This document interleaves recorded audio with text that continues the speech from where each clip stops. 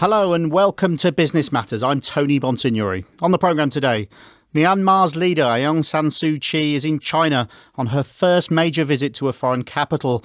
We'll hear how a dispute over a China-backed dam in Myanmar could help shape future relations between the two countries. And I'll be joined throughout the programme by the independent economist Andy Zhai is in Hong Kong. Myanmar's leader, Aung San Suu Kyi, has arrived in Beijing for talks with the leaders of China. Although we don't know for sure what's on the agenda, we can make a pretty good guess.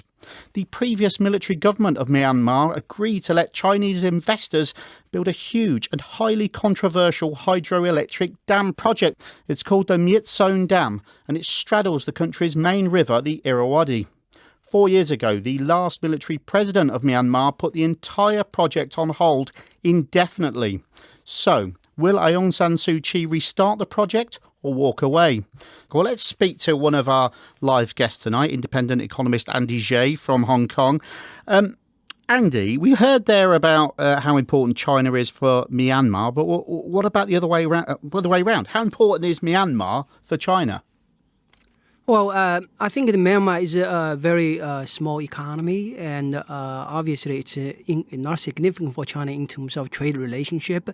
It's important for some strategic reasons. There are disturbances along the border.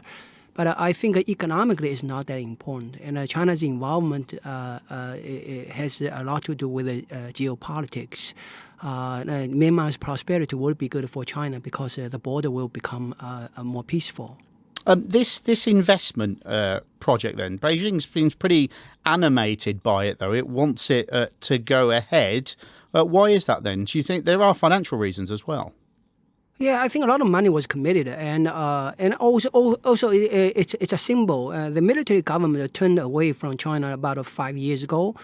And following like a decades of very extensive cooperation in China, Chinese money poured in, and a lot of Chinese companies went in there, and there was a backlash against Chinese. China is about numbers. A lot of Chinese people went inside Burma, and there was anti-Chinese sentiment there. So I think the military government just did something. I think for political reason and to please the popular sentiment. I think the issue is you have come back to the economic issue. Myanmar is short of power, and there's an acute power shortage now. And Myanmar has a great deal of hydropower potential. And there's natural marriage there. I don't see that they can get away from that. And if they kill this project, they will have to do other projects. So I think that at some point they have to come back to think about it. Well, Andy, finally, we've been talking a lot on this programme in recent weeks about Chinese investment overseas. There's been a number of high-profile cases in which, for one reason or another, overseas countries have pushed back against Chinese investment. In this case, it seems to be largely environmental and domestic political reasons, but also worries about security concerns. Do you see a trend? Do you see maybe a change in global mood that perhaps, for years and years it was trying to attract Chinese investment, and perhaps that's changing now? Yeah, I think that what's about China is that the numbers. When Chinese people want to do something, you suddenly see a surge. Like for example, investment migration into Canada. Then suddenly you see just so many coming, and the Vancouver property price goes so high and out of the reach of local people.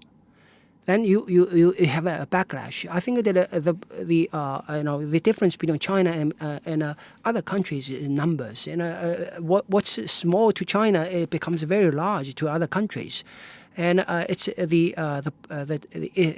not easy to digest all that inflow of money and people. And even like Singapore recently shut down investment in immigration from China because of local resentment. Yeah, I think that's an issue China has to handle, to be sensitive that other countries are small, they're not large. And China needs how on Chinese side you can control the process.